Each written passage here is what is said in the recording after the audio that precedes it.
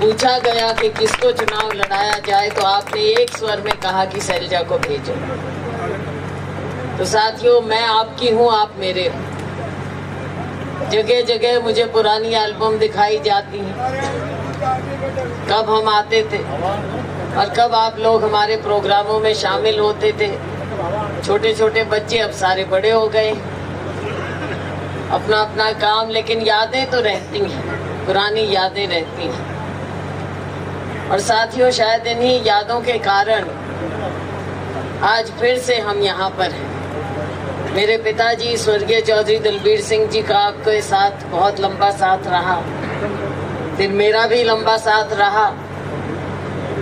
88 से लेकर 2003 तक तो लगातार मैं आती रही आपके बीच में। 4 में चुनाव लड़ा अम्बाला से, और उसके बाद बीच बीच में आते रहे, लेकिन बहुत ज़्यादा इस तरह से गांव-गांव में नहीं गए। कभी डब्बाली, कभी सिरसा, फतेहाबाद, ऐसे आते रहे। लेकिन ये मेरे लिए गर्व की बात भी है और सर झुकाने की भी बात है कि आपने मुझे याद रखा है। तो साथियों, मैं भी पूरी नम्रता से आपसे कहना चाहूँगी कि जिस प्यार से आपने बुलाया है, ये प्यार हम भी बरकरार रखेंगे और आने वाले वक्त में मुझसे जो सेवा हो सकेगी मैं हमेशा आपके लिए तैयार हूँ।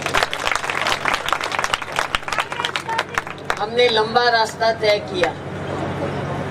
पिछले 10 साल आपने भाजपा को मौका दिया, लेकिन भाजपा शायद आपके इस विश्वास को संभाल नहीं सकी। इतना प्यार और इतना विश्वास, और 2 बार जब इतनी सत्ता मिले तो या तो इंसान बिल्कुल नरम हो जाता है या फिर अहंकार में चला जाता है। और यहाँ पर यही हुआ कि ये अहंकार में चले गए। इन्होंने सोचा कि हम जो भी करते हैं ठीक है, और जनता को हम कुछ भी कह सकते हैं, जनता को बरगला सकते हैं। झूठ बोलेंगे तो भी जनता सच मानेगी, और 10 बार एक झूठ बोलोगे तो जनता सच मान लेगी। और ये झूठ पे झूठ बोलते रहे। और आपने सोचा, क्योंकि साथियों इसमें गलती आपकी भी नहीं है, क्योंकि आज तक जो भी कांग्रेस का तकरीबन कांग्रेस ने कभी झूठ नहीं बोला था, तो आपको लगा कि इतने बड़े नेता कभी झूठ बोलते नहीं। लेकिन मुझे आप बताइए, एक मिसाल की बात है जो हमारे अध्यक्ष जी पूछते हैं कि जब मोदी जी ने कहा कि 15-20 लाख आपकी जेब में जाएंगे, और आ गए 15-20 लाख आ गए आपकी जेब में, आ गए ना? आए तो होंगे, आए होंगे। नहीं, देखो, अब बुरा ना मानना, मोदी जी तो झूठ बोल नहीं सकते, तो झूठ कौन बोल रहा है? आप बोल रहे हो। छुपा गए क्या पैसे? 15-20 लाख रुपया जेब में आ गया और छुपा गए।